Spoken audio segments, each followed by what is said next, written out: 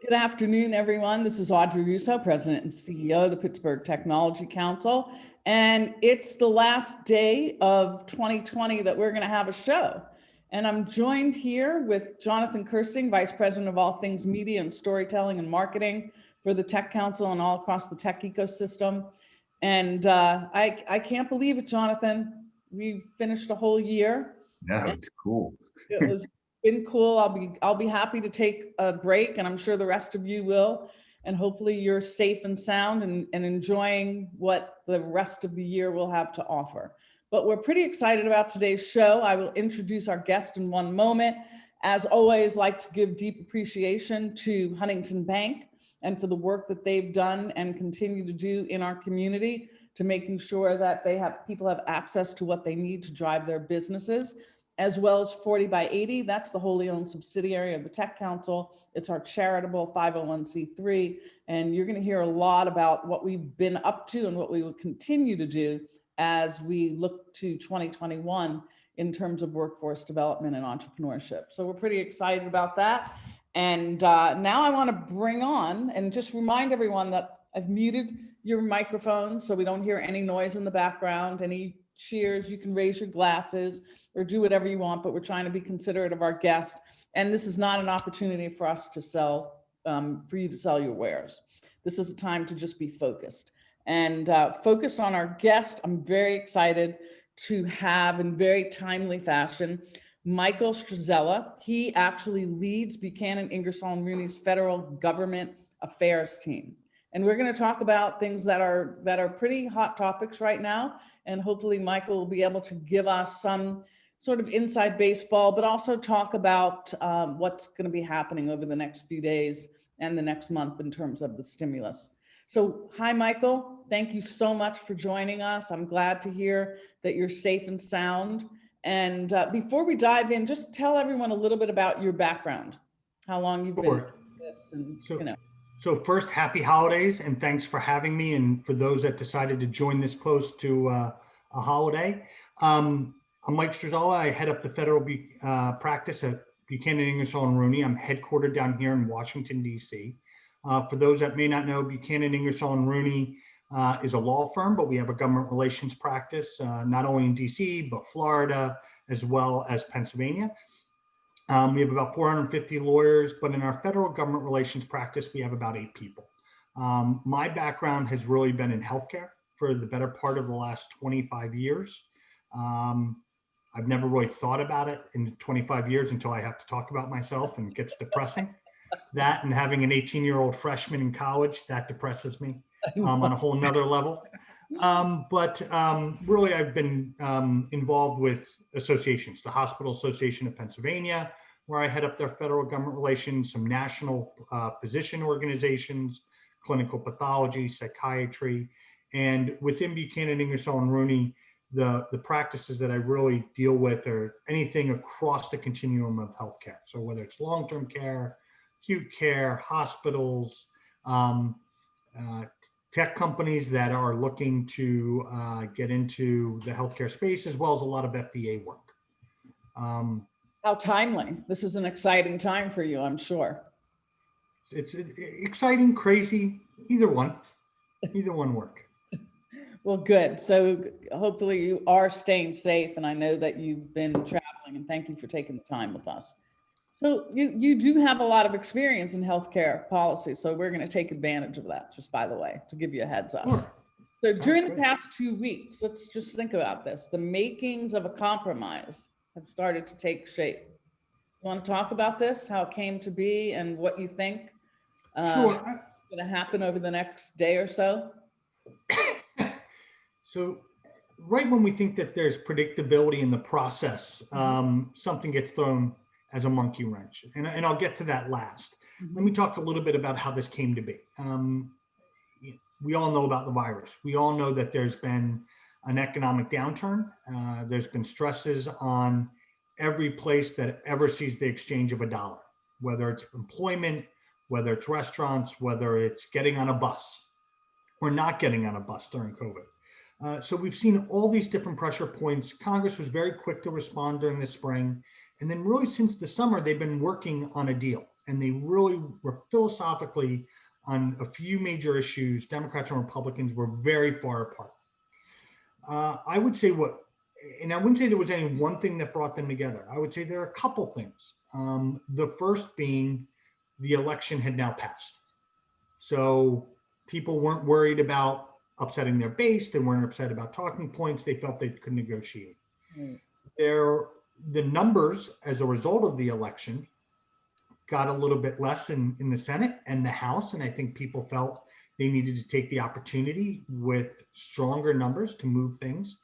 And then I would also say the Georgia election, believe it or not. We have two special elections out there. There's a sense of wanting to be able to show that the Senate and Republicans can compromise. Democrats wanted to move on this and take advantage before a new president and his administration come into office. So the appropriations piece of this bill that passed was pretty much baked. I mean, for the most part, they had that done, and they were using that to drag along the negotiations. And in Washington, D.C., there's somewhat of a playbook for the most part.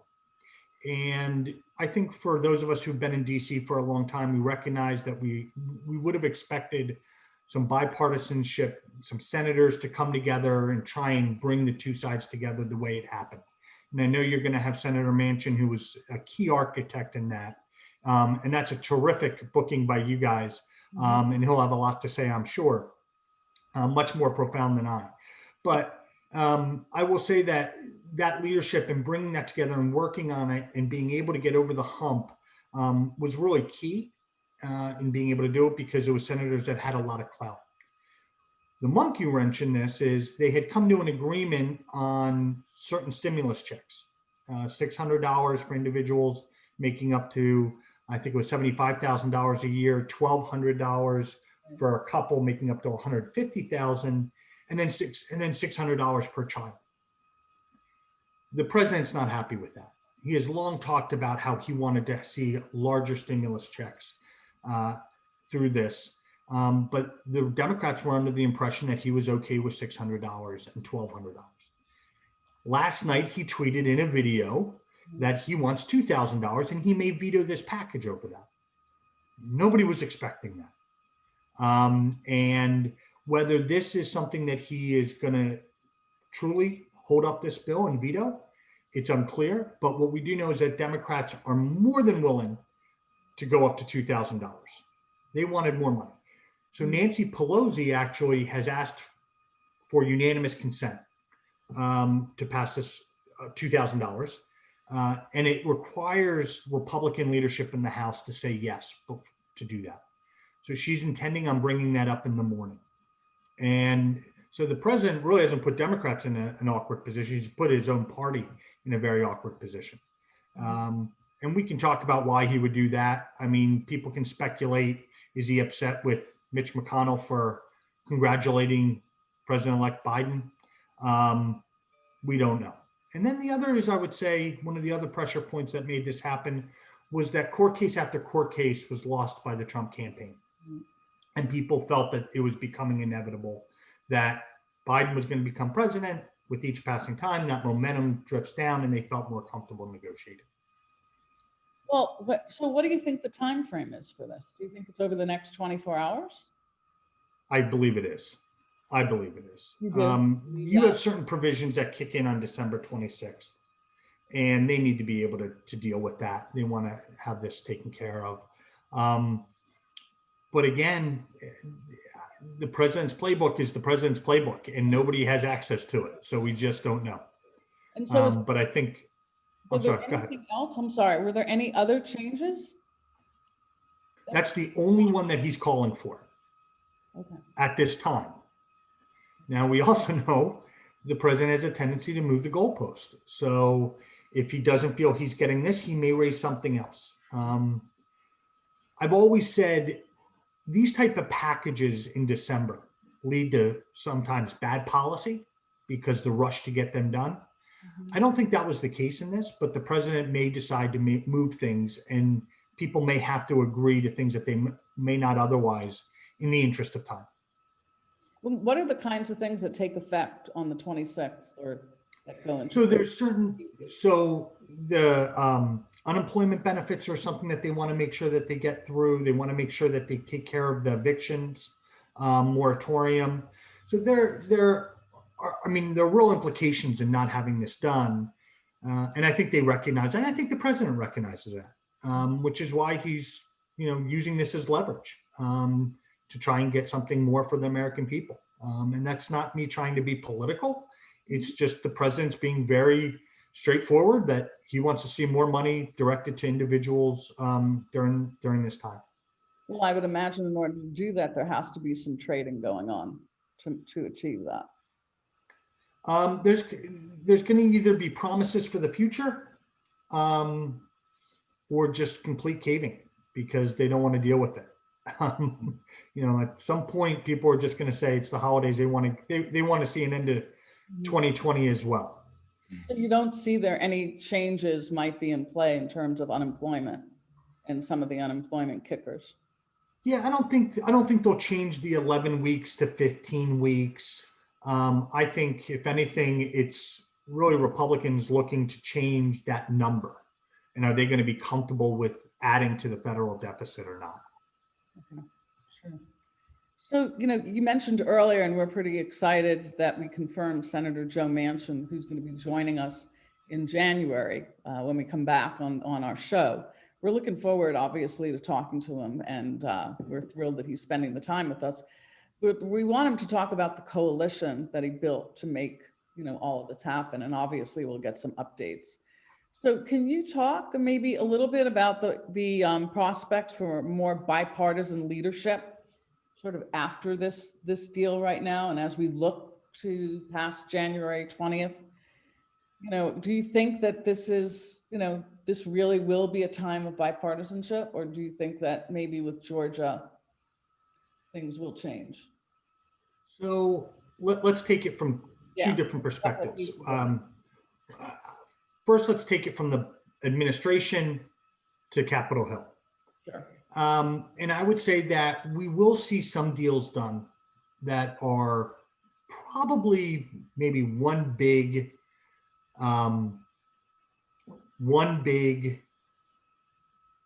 deal between Biden and the Senate. There's not going to be a lot. I mean, these guys are friends, but this is politics. Is there really any friendships in politics?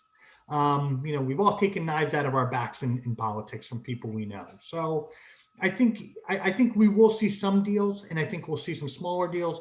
There will be a lot more communication. I mean, just yesterday, Mitch McConnell, majority leader, said that if they retain, well, he didn't say if they retain the Senate, but if they retain the majority, that he would bring all of President-elect Biden's nominees to his cabinet to the floor. Whether they pass or not, he didn't say, but he said he would bring them to the floor. I think that's the beginning of showing signs of respect. Quite honestly, something that he didn't show in bringing a Supreme Court justice to a nominee. And I say that more from a process standpoint, where he talked about that was a Democrat. For President Trump, it was a Republican. So I think ultimately we will see a lot more communication than we may have in the past. Joe Biden has a lot of friends up there. He understands the process.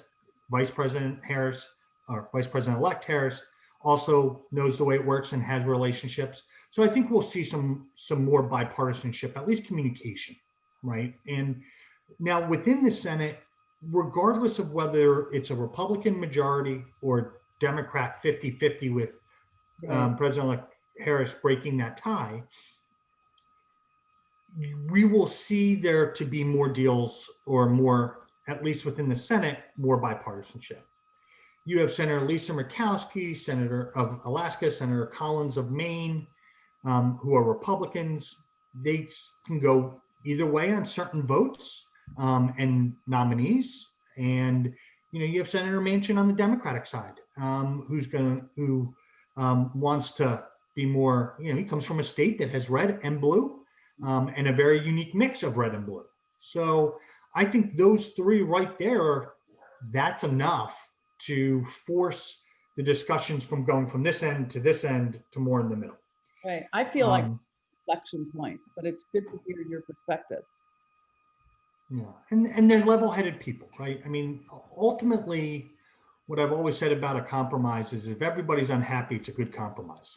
Mhm. And I think we'll see more of that going forward. Now, the other thing that's going to throw a little bit of this in flux is that we already have a 2022 election coming in 2 years, and people are already positioning for 2024 president. You have Senator Rick Cotton.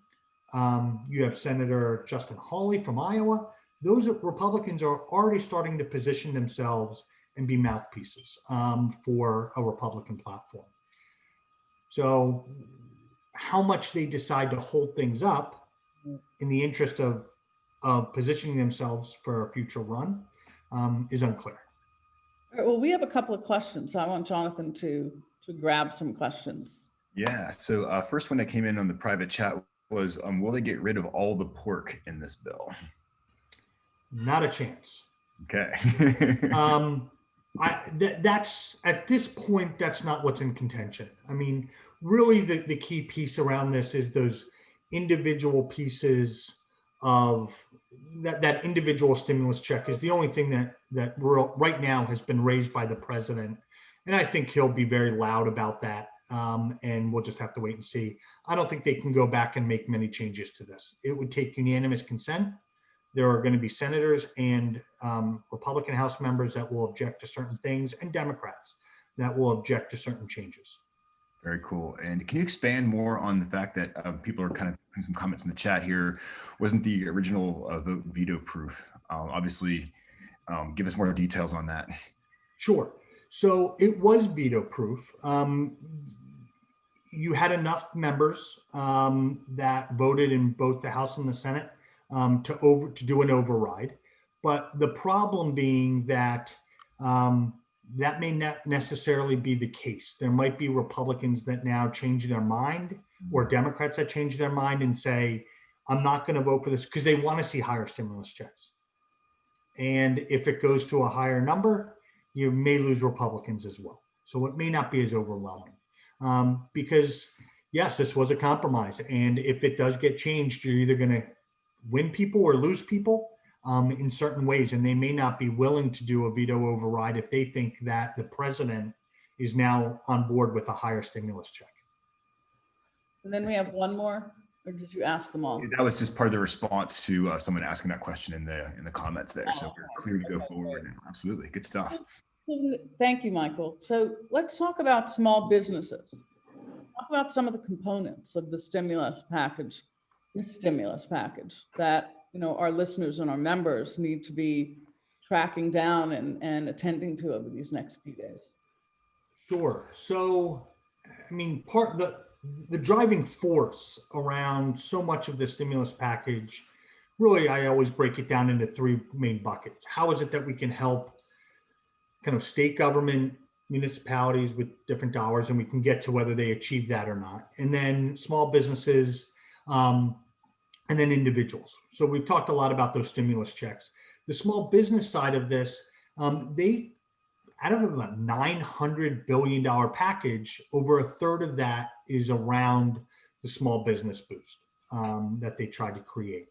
So those things really came in various ways. They tried to change who could apply for a PPP loan, payroll protection loan. And for example, C6s were not able to apply before. Now they can if they have 300 or fewer employees.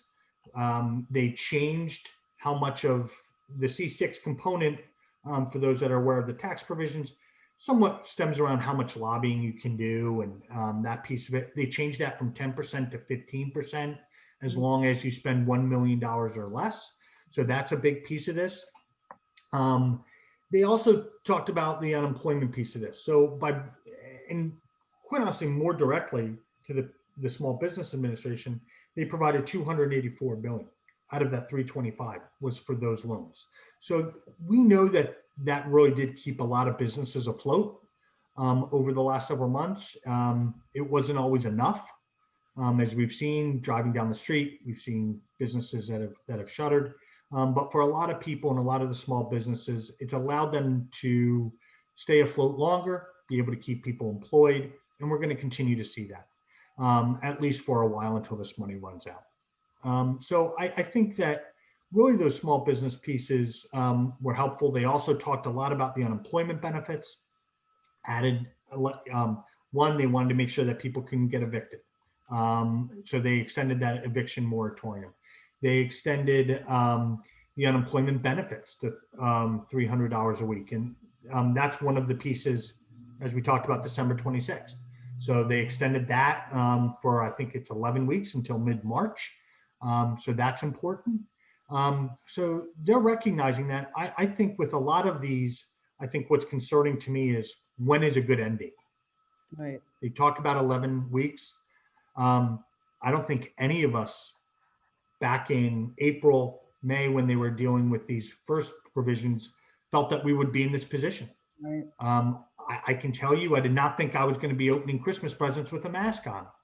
And I'm sure most people didn't. So is March enough? And seeing how long it took to get to this deal that we don't even have done yet because of the president, Right. it really took 6 months. So are we in a position to say that in 2.5 months, we're going to be able to get another agreement if we're still here? Yes, a vaccine is on its way. The government just this morning bought another 100 million doses. So we now have 50 million people that can get vaccinated. So I see that, yes, there's light at the end of the tunnel if the vaccine works the way we hope it will and has the duration of protecting you from COVID-19 the way we hope it will. We don't truly know the length, but I think, for me, if I have it injected in me, I feel a lot more comfortable walking down the street. Yeah. Well, good. It's good to hear that update. When is the eviction extension activated? The eviction extension, I think, goes till mid-March as well. Okay. And so Gina has a question, Jonathan. Gina Graham. Yeah, it's a good one here. So assuming this passes by the end of the year, are there things that businesses or individuals should do before the end of the calendar year? For instance, businesses who took a PPP loan, take advantage of the $5,000 employee retention tax credit and so forth. Well, I think you should hire Buchanan Ingersoll Rooney to guide you. No, seriously, come on, you can't throw me that softball this close to the holidays. Yeah. So sorry, Gina. No, I will say this. I think this is a 5,500 page bill. And to be quite honest, I don't feel comfortable saying what you should do or not do in this situation. But I think that after the last 9 months, I'm sure you have accountants that you've talked to, you've been working with. I would immediately, because of the holidays, reach out to them and say, what should we be doing to plan for this? What should we be taking advantage? And start getting your paperwork together, because we know from the last round, this money will go fast. Right. And so you need to be on top of it.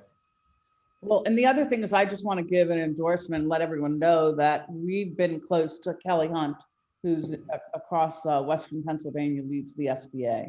And so we will make sure that any information, we've been in touch with her to make sure that we're getting all the information out that people need. But definitely follow what Michael was talking about. Make sure that you're contacting your accountants and that you have all the paperwork in place, as well as your bank. And that's one of the things that's really important. And people had a little bit of a hiccup and delay with not understanding how tightly woven that process was. So Audrey, the one other thing I would say is, and just to throw a resource out there, I have not read it yet, but in my mailbox this morning was a guide to the PPP for this round by the U.S. Chamber. okay. So I don't know if you have a relationship with them, but that they have that kind of posted. They put together kind of a step-by-step of what you should be considering. That's great. That's great. No, this is all, we're here about providing resources. You can also reach out to Michael if you want. And we put his info at the onsets of the slide. And I'm sure you won't mind if people reach out to you, Michael, though it's the holidays. Absolutely. So anything, just as we wrap up, I want to ask you something, from a state and local, how about anything from a state and local perspective? Anything Sure.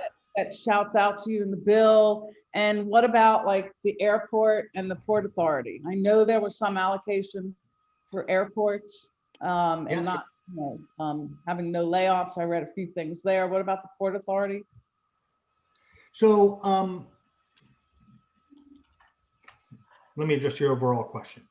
The overall is that there is money that was directed towards a lot of different parts of whether it was airports, transportation, workers, grants. I'll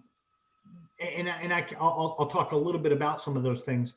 Overall, what I would say is there's still not enough money that's being directed towards local governments, is my personal opinion.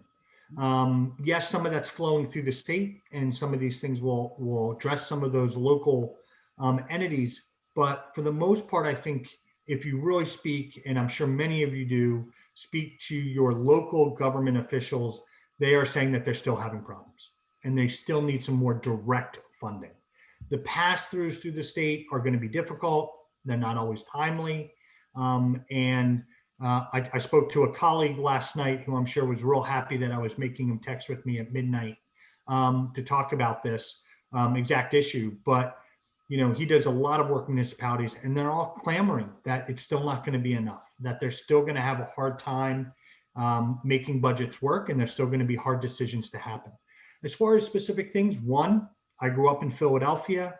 Please don't hate me for that, all you people in Pittsburgh. I only have one Super Bowl. You guys have many. So, but I will say that Amtrak that runs across the state, up and down the Northeast corridor, they were able to get money. We saw that there was $2 billion for bus operators and school bus companies, and that's a great thing. We started to see that there was $1 billion in payroll for airline contractors. And this bill wasn't just about stimulus. This bill was also an appropriations bill. So as part of that, they attached some other things to it, right? So we've seen things around disaster relief through FEMA. We saw that there was $10 billion for state and local transportation departments. But what we also saw was money directly for the airlines. I think that was $16 billion. Actually, let me look at my cheat sheet here. 14 billion for transit, 10 billion for state highways, 2 billion for airports and intercity buses, and as I mentioned, 1 billion for Amtrak. One of the other things that we saw was that there, through the Water Resources Act, WRDA,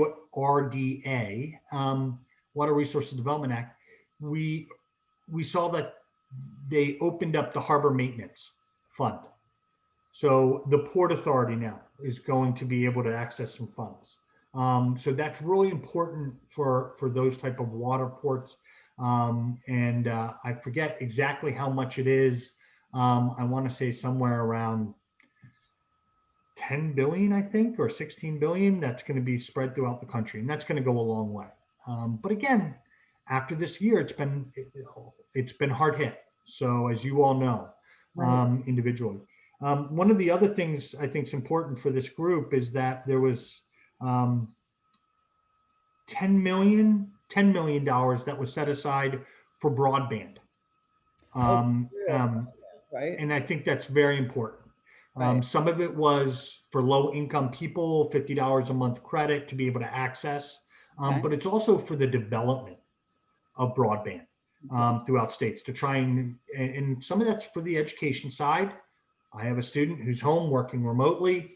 Although I found her asleep during gym class the other day. Well, that was a discussion. But, I think seeing that access is going to be able to provide more resources and throughout the state, especially in rural areas such as Pennsylvania. Well, Michael, you're the best for joining us on the day before Christmas. Jonathan, this was episode 187. That's what it is. We're wrapping up the year. This is our 187th episode. And I want to thank all of you who have been with us along the journey. Many people are out and we are not coming back until January 4th. I've told everyone on my team, January 5th. Yeah, we have Southwest Airlines hanging out with us. Oh, so we're not back on the 4th? I don't think so. I think it's the 4th. Well, Jonathan, you can be off that day. I'll be off that day then. I'll still be relaxed. I want to thank everyone. And if you need anything, don't hesitate to reach out to all of us. But have a happy holiday, be safe.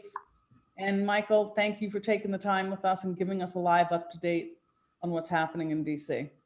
No, thanks so much for having me. This was a blast. And please, if you have any further questions, please just reach out. Okay. Happy holidays, Thanks again, everybody. everyone. Happy holidays. Bye-bye. Thank you.